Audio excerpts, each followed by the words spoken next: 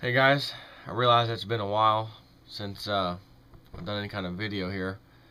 Last week, man, whole family has been was sick. Some kind of stomach virus, flu. I don't even know. Just was terrible.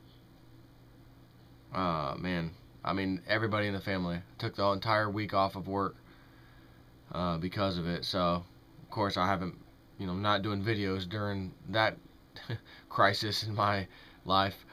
Uh, but I've been reading things, keeping up to date and that kind of thing, posting a few things on my website. And one of the things that I thought was, can't be serious. They're going to unload 11,500 tons of radioactive water that are 100 times higher than the allowable dumpable limit into the ocean, the Pacific Ocean.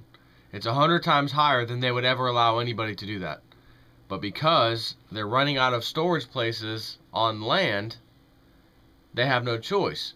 Because there's water now on land that is 100,000 times more radioactive than safe, above the safe level, that has to go into those storage tanks, which currently has the 100 times radioactive whatever level. So they're going to take that out to the ocean, dump it, and then fill up those empty tanks with the super powerful radioactive water. A lot of which has already been leaking into the Pacific Ocean anyways, right offshore, which I just read minutes ago that they said that they've got this thing under control, this leak anyways, that it will at least stop leaking into the ocean. But today is April the 5th. This earthquake and events of the radioactive leak happened approximately, the earthquake was 11th of March. We're talking almost 30 days ago that this originally started. So how long has this thing been leaking into the ocean, and how much has been leaked into the ocean? No way of knowing. I read another article today that fish somewhere north of Tokyo, out in the waters, are coming back, more above the safe limit to eat. And I don't recall how much more powerful it was, than allowable. But think about all these animals: dolphins, whales, fish, just any and all sea life. There's got to be thousands and thousands of different species and different kind of creatures that just so happen to be living peacefully, minding their own business in the Pacific Ocean, as well as the entire oceans of the world, for that matter. They're not out there starting fake wars. They're not out there with a fake economy, trading shells with each other and manipulating the price of a shell for a fish to do a transaction. You know what I mean? Right? These are just the basic living styles that these creatures want.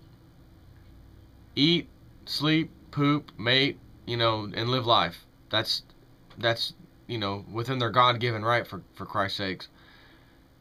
And here comes these things called humans with a brilliant idea, because we're superior. So anything else that's inferior to us gets crapped on at our will whenever we feel like it.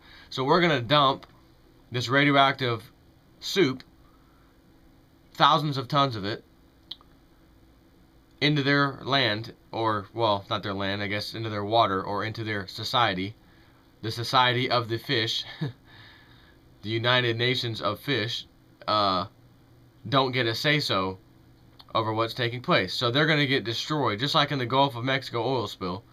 They're going to get destroyed. We're going to be told, no, it's not that big of a deal. Yeah, it's 100 times worse than we normally allow, but it's not going to be that big of a problem. Sure enough, there's going to be fish that get, of course, die, without a doubt. Other ones are going to be mutated to death. Other ones will maybe not be close enough, or just experience a little bit of the radiation to where they're radioactive, but they live. And then they get caught in a fisherman's net, who's thinking he's catching food for people across the world, only to find out the food is radioactive. If we're humans and we're supposed to be the most highly, or the highest of intelligence on this earth, if you were not a human and you were some alien and you just passed by for a little while and was able to, push fast forward, rewind, pause, play over, maybe the last 100 years. You don't even have to go back very far. Forget going back 2,000 years ago and into slavery and all kind. Forget all that. Just go back 100 years, fast forward, and just take a peek at what these guys are doing on this planet, these humans. Are you really going to stop and even waste your freaking time to teach them or show them things, to change their way of life? You'll already come to a conclusion that it's too late. These people their cycle's already peaked. It's now in the decline. They don't even realize it. They think things are getting better. They don't see reality. It's gonna crash. Now we've got these, they're not even aware of these earth changes. So they've got all these nuclear power plants all over the world, all on top of fault lines, left and right. And this one mistake, accident, whatever, in Japan should make everyone say, well, wait a minute, because all we keep hearing is, well, we weren't expecting this X, Y, and Z to take place because we didn't foresee in any model of safety, blah, blah, blah, plans, this type of thing. Okay, fine. Yeah, we already knew that would be the answer because that's always the government's answer. Always. We didn't foresee this. It was unforeseeable. Blah, blah, blah. Same story. So you would think, okay, now that you've seen the unseeable, the unthinkable, something you never would have thought did happen, the results, again, you didn't think would happen, happened. Say, that was only one little nuclear power plant company right there on the shore of Japan. How many of those are in America? How many of those are in the other places of the world? Don't you think you would immediately and urgently shut those things down as soon as possible and start building other, safer, maybe a steam type of power generation or whatever else they use? I mean, I'm in Tampa here, and we have a power plant down in around Sun City Center or thereabouts. I can't even think of where it's at. But anyways, it's not that far from here. It's not nuclear powered, so how is it working? It's apparently working fine too. And if there's a problem at that plant, what's going to happen? Well, nothing. People's electricity goes out. Yeah. Well, the people in Japan's electricity is out in a big way. So do the ends justify the means with nuclear power? No. Only because, well, not even only, there's a few reasons. One, in an accident situation like this, you're dealing with something that is so toxic, so devastating to all life on this planet, including life that doesn't have a say-so about what we destructive humans want to do or don't want to do. They just have to live here with us. They look at us and say, oh yeah, it's y'all's world, we're just living in it. And they're probably counting the days to when the destruction cycle finally sets in and wipes most of us out. And you can't blame them. But I mean, you're talking about this nuclear, where do they, they store this stuff usually underground in like a big bunker facility when it's expired and done away with. And it has to sit there for decades and decades and decades. Some of it will have to sit there for way longer than decades and decades and decades. It doesn't sound like a feasible thing, because if you're constantly using something that has to be replaced, even though you can go a couple of decades or whatever before you got to replace the fuel or whatever, or every 10 years or whatever it is, it's still something that's piling up. It has to go somewhere.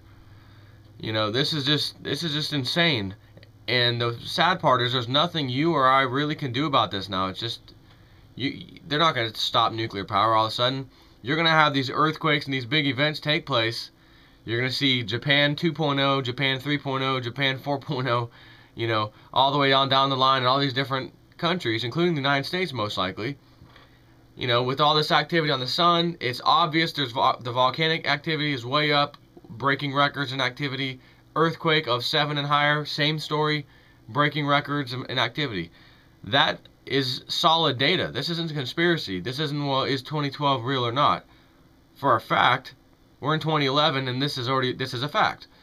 So by chance, we have almost 2 years, because the end of 2012 is when this end date takes place of the Mayan calendar, December 21st, 2012. So we have almost 2 years. And if some kind of massive devastation occurs, can you imagine having a Japan scenario all over the place?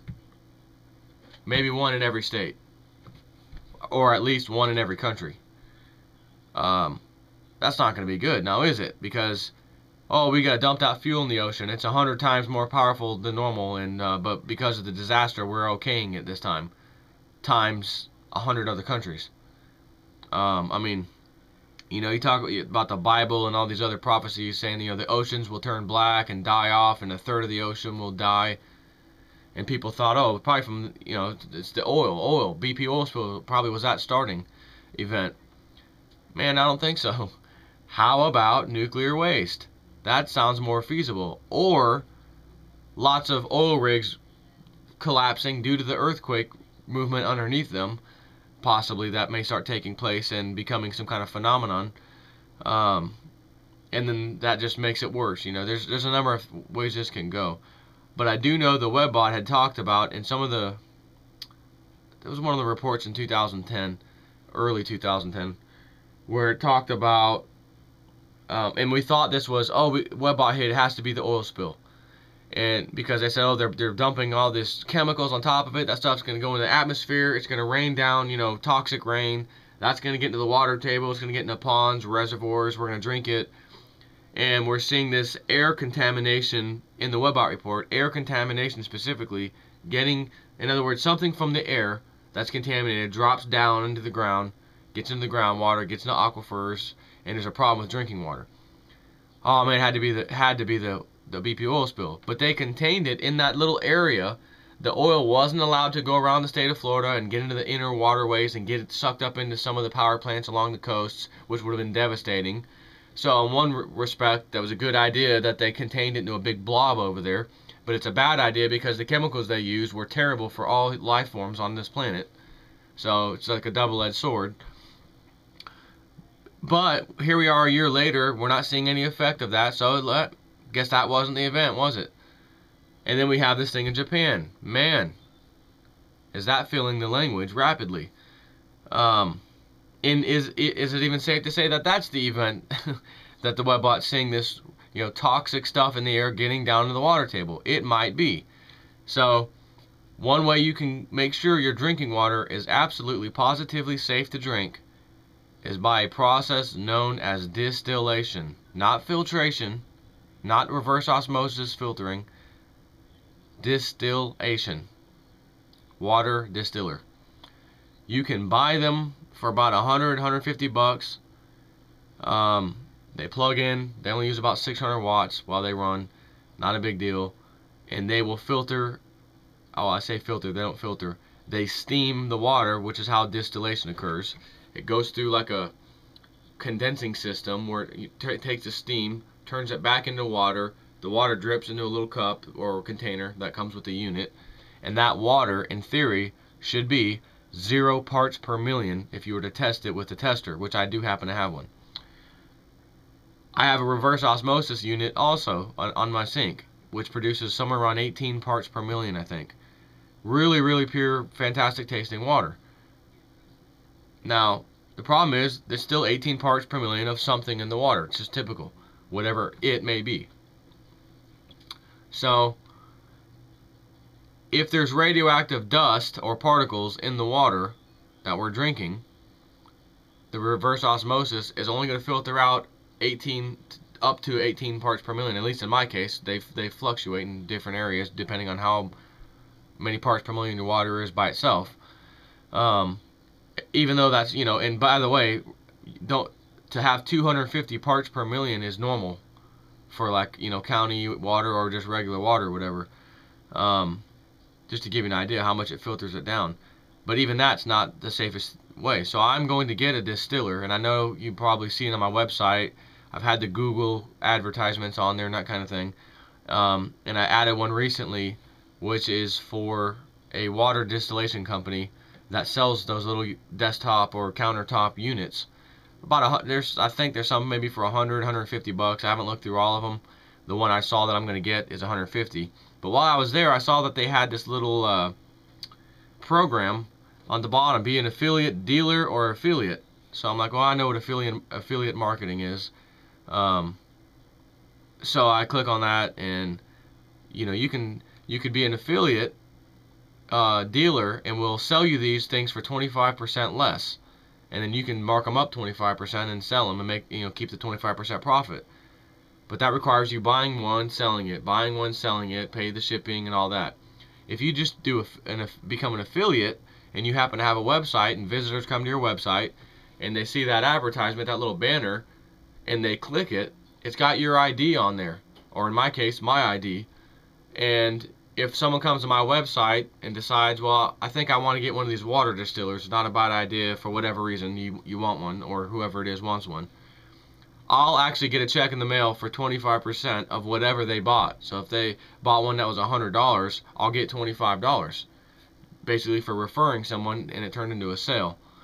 Of course, you have to trust that they're going to be honest with you and send you the money that when someone actually does make a sale, because there's no way for you to really truly find out.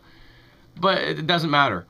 I didn't create my website to sit here and put try the next best scam or the quick get rich quick scam.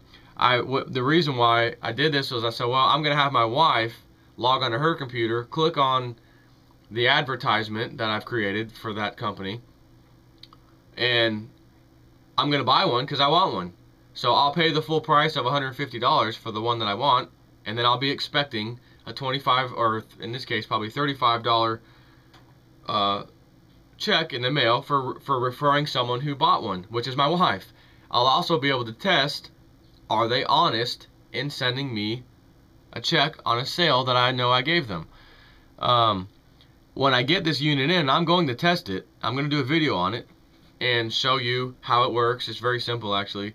And then I'm going to take my little meter out, show you the parts per million that this thing creates with the end result, how long it takes to create a gallon of water, which I think is around 4 hours. But if it works, great. I'm going to keep the advertisement, the little banner on my website. If it doesn't work as I thought, or as I think it should, I'm going to be removing that garbage off my website, but I will still do the review of it, so other people who are searching for distillers from that company or this particular model that I have, they'll see, well, hey, this guy's got one, and it wasn't doing 0 parts per million, it wasn't exactly right, or that kind of thing. So that's why I did this, just so you know. But at the same time, I do have a website. I've got a web server that I'm building now. I already have it sitting at my job that is specifically going to host my website here at Realist News, because I'm getting more and more traffic. More and more people are getting on the forums, posting stuff, which I really appreciate, because a lot of people are posting really good stuff, useful information, not a bunch of crap, just on Godlike Productions. And I think I saw a post, I just had panic sex with my wife. Ask me a question. Come on. Seriously, are you seriously wasting your time typing that? Are you seriously wasting the bandwidth, the space on the server, etc., to put that crap on there? That's not, I mean, I'm trying to keep my site as clean as possible to stay on topic, but yeah, I don't mind a few little things, posts about something that may not be newsworthy or whatever, but some stuff is just ridiculous, man. But long story short is that the server that my website sits on is known as a shared hosting account, which means other people who use the hosting company that we're using at my job,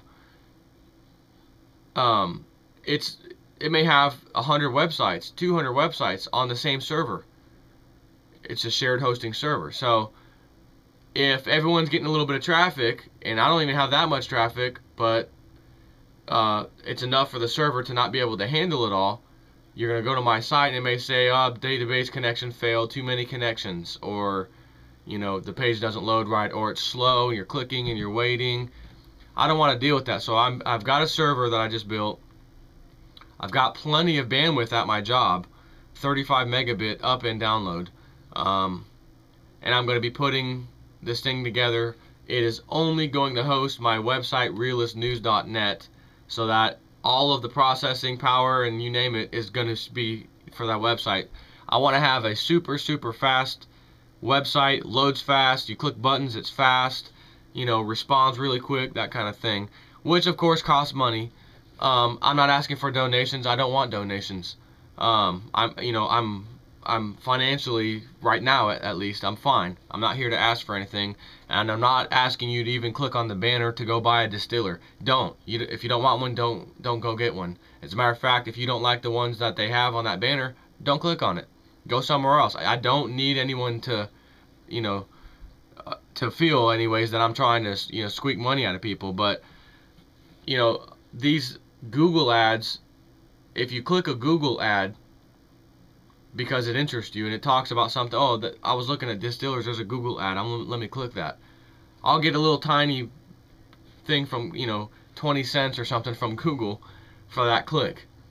It goes into my account. But that person who put that advertisement on there, it paid Google probably 40 cents for that click. Google kept 20 and gave me 20 cents. You're not going to get rich by any means unless you've got, tons and tons of traffic. I mean, an immense amount of traffic. Again, that wasn't the sole purpose. It wasn't even the purpose, period, of me creating this website. But at the same time, if it takes 2 or 3 months worth of clicks and the occasional selling of one of these distillers by someone who was wanting to buy one and they clicked on my banner to help me pay for the server and stuff, great, because then I don't have to have that out-of-pocket expense. And I'm not going to be putting up a little donation thing on my website. Hey, if you'd like Dr. Doom, click here to donate to his PayPal account. No, I'm not doing it. So I just wanted to share that with you. Why I did that, why you're seeing the banner on my website in the Google ads. That's it. That's why. But the banner thing recently with the distiller I did simply because I want to save 25% on my first unit. And if it doesn't work as advertised, that banner's going away forever, and I'm done with that. If it does work great, I'll be happy to promote their product. Even whether or not I had a little affiliate ID in my banner or not. If the thing works, great. I'm going to do a review on it like I do anything I get. And let people know, is it a piece of crap? Is it fake? Is it, and that kind of thing. So, just wanted to talk a little bit about that. And now I'm going to move on to $40 silver. I think I saw $39.50 or $39.40 something maybe today. I don't even remember the exact high today. We're basically at $40 because you're not going to buy a silver ounce for $39 anyways, even if spot prices $39. We're at $40 fairly rapidly, if you'll recall. It wasn't that long ago that it was 30 and 26 and 25. I mean, we're just a few months ago, for God's sakes. So I was just looking at a video I did today back in May of 2010, and the title was Silver Prices to Explode 1 to 2 years max. And I just talk a little, it's like maybe a 10 or 15 minute video, and it's interesting to see that the price then was around $19. And in the video I'm saying how like right now it's $19, but it was just, I mean, literally 17 and 18 just the other day. So during that time frame it was $17, $18, $19. It's at $40 today. You're not going to be able to walk out the door without paying $45 for a Silver Eagle or so. So you could look at that and say the price has just about tripled. I mean, it's right there. It's just practically tripled. This is incredible. Now, we all know, and I think the year was 1980 or 1981, the Hunt brothers cornered the paper silver market and manipulated the price up because they owned a huge majority of share or a futures contract and were able to manipulate the price falsely to the high side of $50. Now keep in mind, gold was 800 or 850, whatever it was, of the high, and silver was basically 50. So everyone's like, well, man, that's odd, because if gold now is $1,000 an ounce, now it's $1,200, now it's $1,400, man, silver's still not at $50. Man, silver's at $40. We're $10 away from the world's record-setting price of $50 an ounce silver. But keep in mind, we're pretty much already there anyways, and we've already been there because they manipulated the price falsely, fraudulently, to $50. So you couldn't really say, oh, well, it really hit this price, because when the price of gold hit $800 an ounce, at the same time, roughly, it wasn't due to some kind of manipulation, this and that, you know. So that was a fair number to say, oh, it did peak at 800 then. So in all honesty, silver probably should have peaked at, you know, $25 or 20 at the same time, but it went to 50 because they manipulated it. Manipulation aside, we're at 40 bucks. We're fixing to be at $50 here shortly. And when it finally hits $50, we'll all finally be able to say, because regardless of the manipulation, silver has finally hit the world record setting price ever. And I think when that happens, if there's already not a shortage going on, which is only $10 away from now, it's going to cause a bit of panic in the silver market of, oh my god, it hit $50 before and then it crashed because they caught those guys and this and that.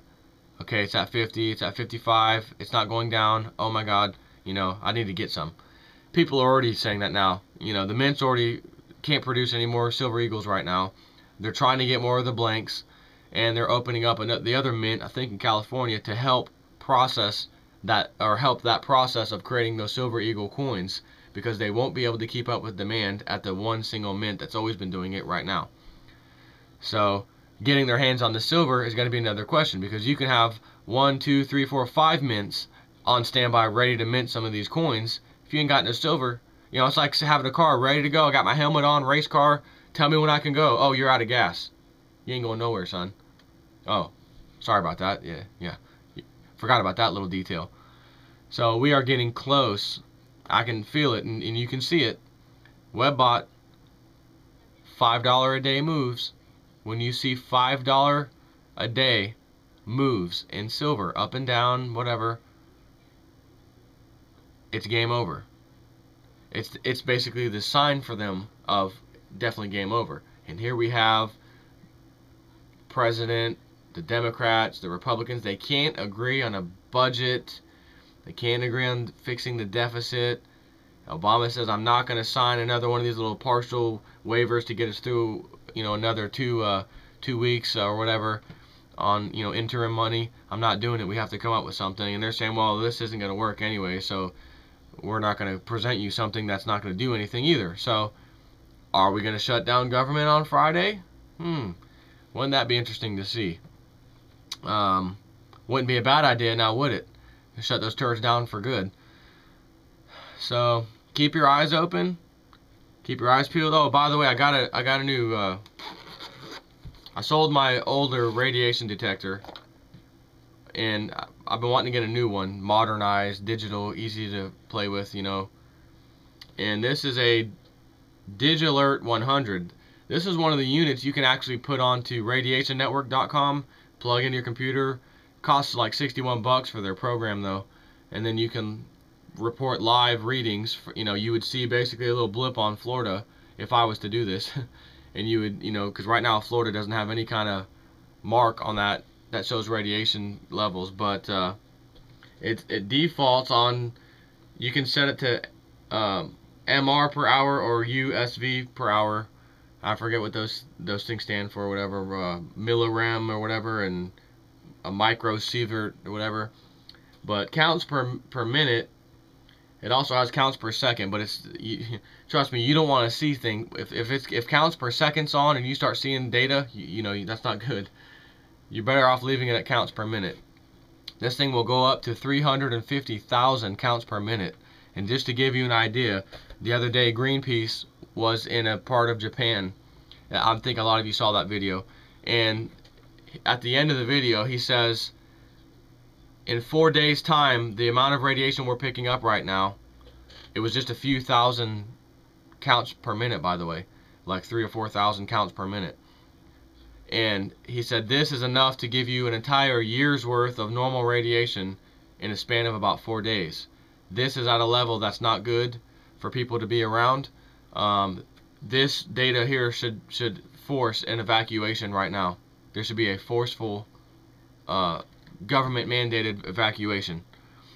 So I did some little calculations of my own, and at 70 counts per minute, if that was what normal background radiation was, you'd be okay. You wouldn't be in any kind of harm's way whatsoever. And right now, well, let's just see where we are.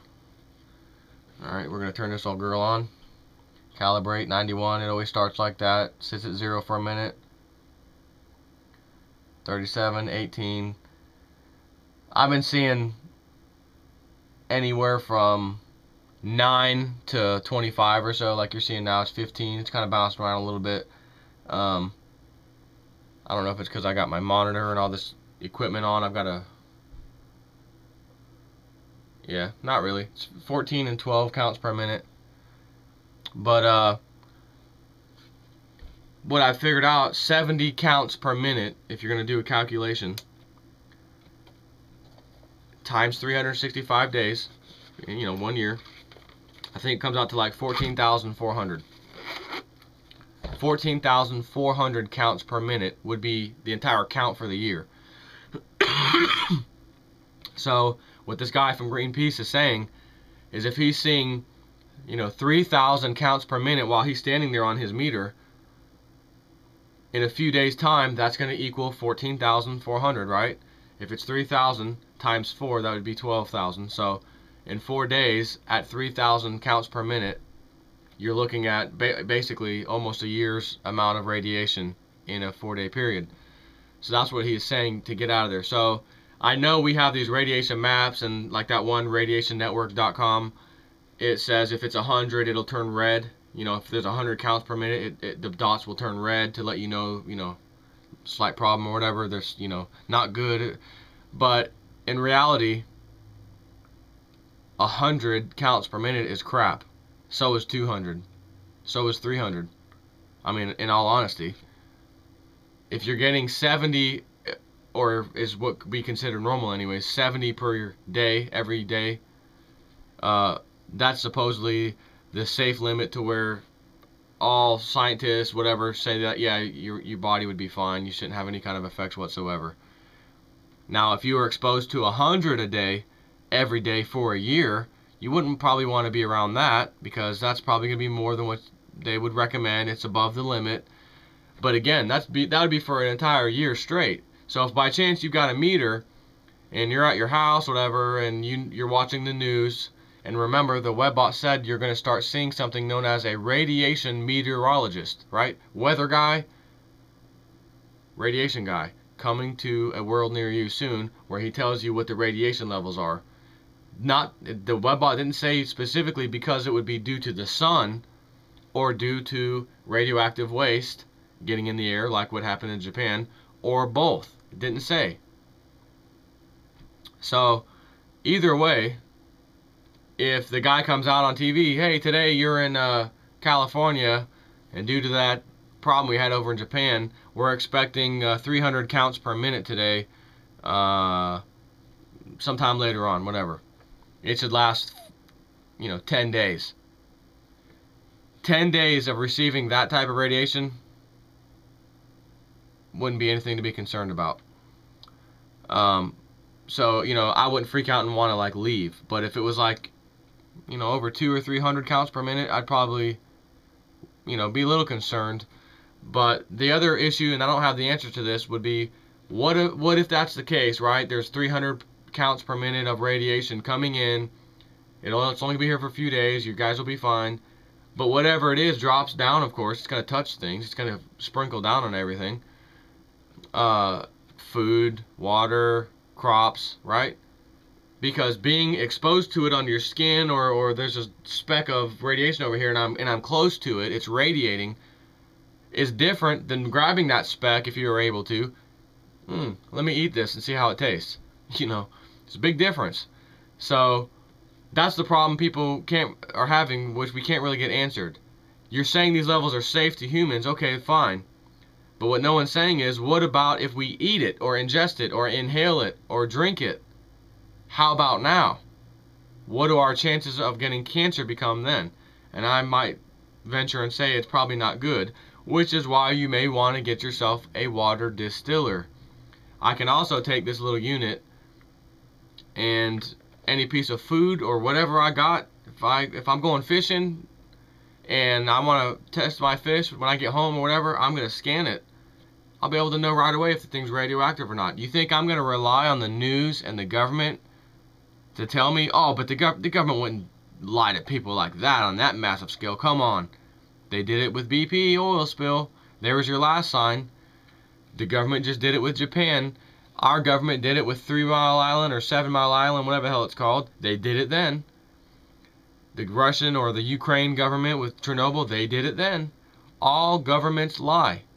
And if it's in the best interest of the, the group or the masses, as opposed to just a select few in this particular area, even though it's 100,000 people, they're going to lie to your face, let you get sick, let you die of radiation poisoning, let your kids come out deformed, while simultaneously telling you, just stay put, don't worry about it. Because they don't want to affect the little economy, they don't want to affect little things over here. The rest of the society is more important than you 100,000 people, so go F off, trust us, we're the government. So you have to be smart enough to realize governments always lie, doesn't matter what country you live in, they all lie, and so do the corporations such as these nuclear facilities and bankers and the rest of them, we all know, lie as well and have the governments in their back pockets. So you're going to hear governments lie in conjunction with the company that lies. So you're going to have the radioactive problem with the company. They're going to get on TV and tell you it's nothing to be concerned about. And they're going to be backed by the government, which also says it's nothing to be concerned about, when in fact it's absolutely something to be concerned about. But you are responsible for yourself and your own family. Same with me. So, as I said, and I'm going to do this tonight, by the way, my wife, as soon as I'm done with this video, we will be ordering that distiller off my website from the little link, get myself a little $35 check in the process, and then we'll see how it goes. Now, what happens if the power goes out? How are you going to be distilling? Good point. You can't just set one of these things on like a frying pan or a stovetop and get it hot. It doesn't work that way. It's got a little filament inside. You might as well throw it away at that point. So, how can you make your do-it-yourself distiller? Well, you can go get a little teapot, little tea kettle, and they've, matter of fact, hang on one second.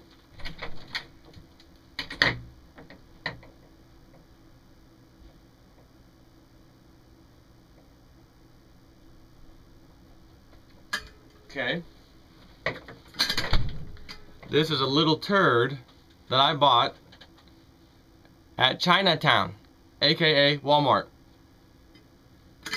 Alright, got the little lid, fill your water in there, and then this would be where you would pour it out or whatever, right? Like that. Now this already has a little hole for steam to come out or whatever. But what you would do with one of these, get like some kind of little cap, like a milk cap or water cap, some kind of cap that'll fit over this. It's not going to fit perfectly, but you can use some kind of like maybe industrial strength glue, or maybe like a high temp silicone that you could buy at an auto parts store. It's usually I think they have some that are black colored and some that are like this orangish reddish color, real high temp stuff. And then just kind of seal the cap on here. Now you're not going to want to plug this up, but just you basically want to glue the cap to this so that you can drill 2 holes through the cap of different sizes. One size is going to have to be for you to put a little thermometer in there, because you're going to want to make sure that this thing is boiling at approximately 212 degrees Fahrenheit. You don't want it to go too hot and get much above that. You want to try to keep that process right around 212, boiling point basically, and just kind of keep it there. Find the right temperature to keep it there. The other hole that will be in there with it will be for a 3/8 of an inch piece of copper pipe, which is known as, I think, flex copper, and you can take it and bend it. So you can actually take this, right, you got your little cap on there, you got your little thermometer, and then you can put your copper in here, come out maybe a foot or so, and then you can start making coils over here on this end of that copper pipe, and then you can set that inside of like a little small cooler or something, and then you fill that with water or ice water if you have ice at this time, if the power was out, which will keep those coils cool. Because this thing, if you had this sitting on, you know, even if it was hanging in a fire outside your house because you don't have electricity, and you're heating this thing up to get it hot enough to boil, you know, you're going to take your copper, for this process to work, the copper pipe has to be cool, because that steam is going to come in there very, very hot, and it's going to cause that copper pipe to get very, very hot. And if you aren't able to cool it by the time it leaves those coils in the copper pipe you made and the exiting of that pipe, it's going to come out as steam at the very end. You're not going to get any water. The steam's going to come out and go out into the air. So if you put that copper pipe into some type of little thermos thing or whatever, you can fill it with water. That's the cooling system of the coil. So even though this part of the coil coming out of that kettle is getting hot, by the time it reaches that water, it's going to be cool enough to where it makes the water condense, or makes the steam condense back down to water, and will start dripping out water, and you will catch the water with a jug of whatever, water cup, whatever, or gallon of milk, empty gallon of milk canister, whatever, to catch that water.